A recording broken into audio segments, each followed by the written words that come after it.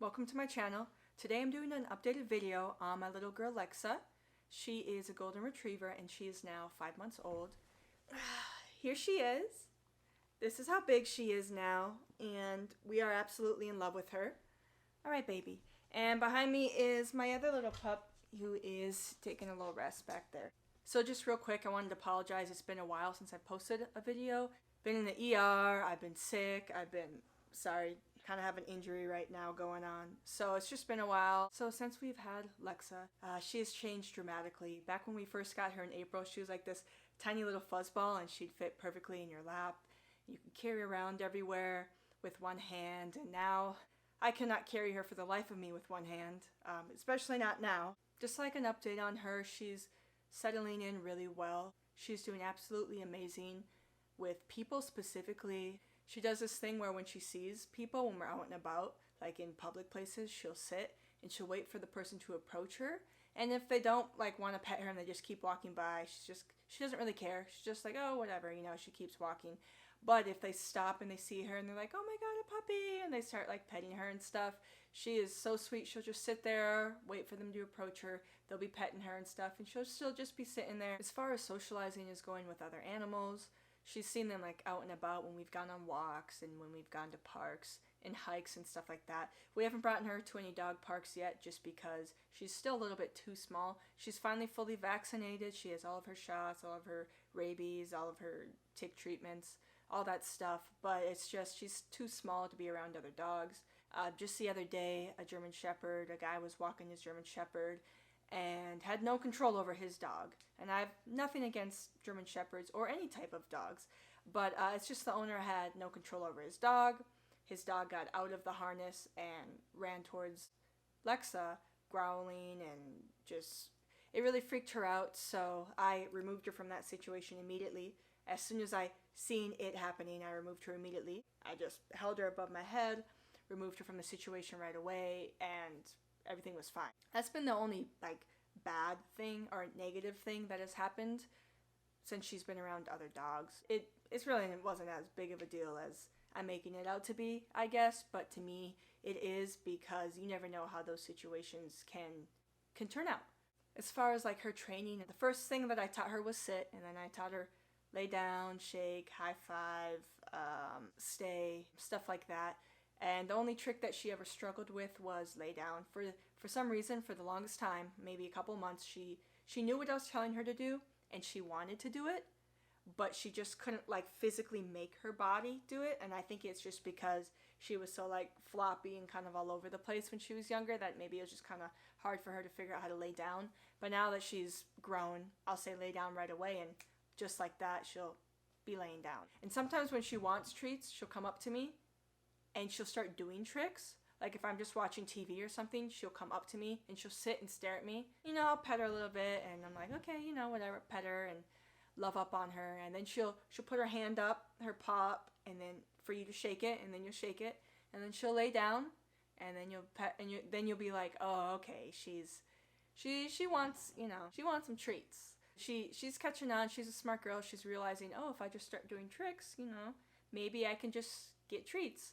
And she's so adorable when she does that. How can you not give her treats? She had her most recent vet visit yesterday, actually. Her next appointment's going to be in about 2 months. We want to bring her in when she's 8 months old, approximately, to get her spayed. And the vet was saying that's the perfect timing to bring her in because all of her adult teeth should be in by then, and so that way when she's under anesthesia and they're spaying her, they can also remove any baby teeth, because I guess some puppies, they grow all their adult teeth, but some baby teeth never fall out, and they just need to be pulled in order for their adult teeth to come in. So they say if you bring them in at 8 months old, it's before they get their first heat cycle, and it is old enough as to where they have all of their adult teeth, and any teeth that are left are baby teeth that need to be pulled in order for those adult teeth to come up. I know some people are against spaying and neutering or breeding or all that stuff, but I personally want her just to be a family dog and to be a companion, and I don't intend on forcing her to have litter after litter after litter. Not trying to hate against people who are breeders, because obviously I got her from a breeder. I just would love to have her as a companion. As of now, though, she's no longer food shy, which is great. She's no longer shy going up or down the stairs. She actually does this really adorable thing when we feed her every day where she will like hop up and down like a bunny when she sees us pouring up the food. We've still been having her in a cage when we sleep at night just because she's small enough where she can still get under the bed. And our other dog, he is obviously not in a cage at night because he's 8 years old, but he can still fit under the bed. But since he's older, he goes under there just to kind of chill. Whereas since she's a puppy, when she goes under the bed, she just wants to chew everything up that's under there. And I just don't feel like that's safe because we can't really watch her when she's under there since we're on top of the bed and she's underneath it. I feel like another month or so, she should be big enough as to where she won't need to be in a cage anymore at night because she won't be able to fit under the bed anymore because her ribs will be big enough at that point. So as of now, she's still been in there and she does amazing in the crate. That was the hardest part of the training aside from the potty training. The hardest part of the training was the crate training. For her specifically, she was not having it. She would have diarrhea when we'd put her in there because she just got really stressed or really kind of freaked out when she was in there at first. We did all the steps properly to slowly introduce her to the crate and all that stuff and give her treats and reward her for going in there. And she's 5 months old now, so I think she started doing good with her crate training at about 4 months. It took a while, but now you open the crate, she'll run right in because she knows if she goes in, she gets treats. And we give her and our other dog, whenever we have to put them in a crate for whatever reason, we give them like treat balls or just like little balls that, you can put treats in.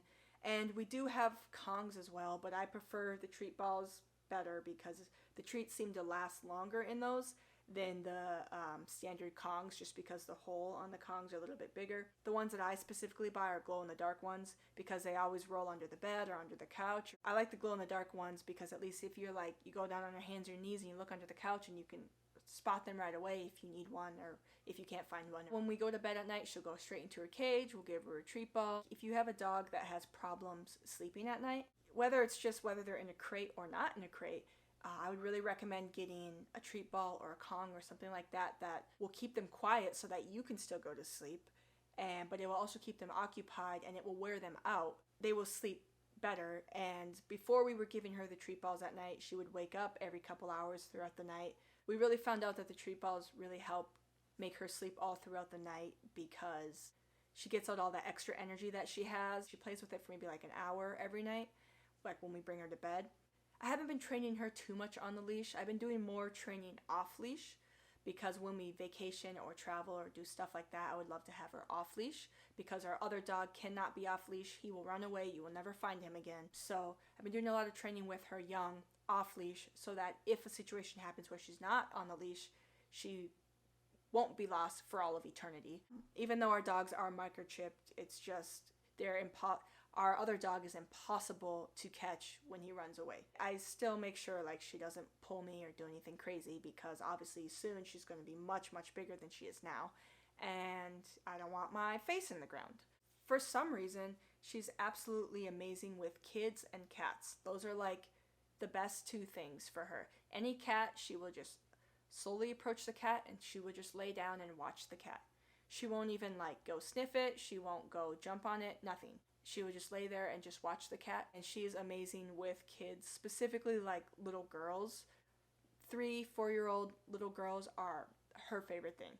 And she will, sometimes when we're out and about, if she sees a little kid, her tail will start to wag and she'll be looking at me like, Mom, can I go say hi to them? It's so cute. So little kids are like her favorite thing in the world, aside from food, and me, I guess. Thank you for watching this video. I hope you found it enjoyable. I don't know how many people would be interested in kind of like a sit-down talking video about dogs. I know there's a lot of Golden Retriever fanatics out there, but thank you for watching this video. I appreciate the likes, the subscribes. They are not expected, but I really do appreciate them when I get them, so thank you for that. I will see you on the next video, and I hope you have a good week. Thanks for watching. Bye, guys.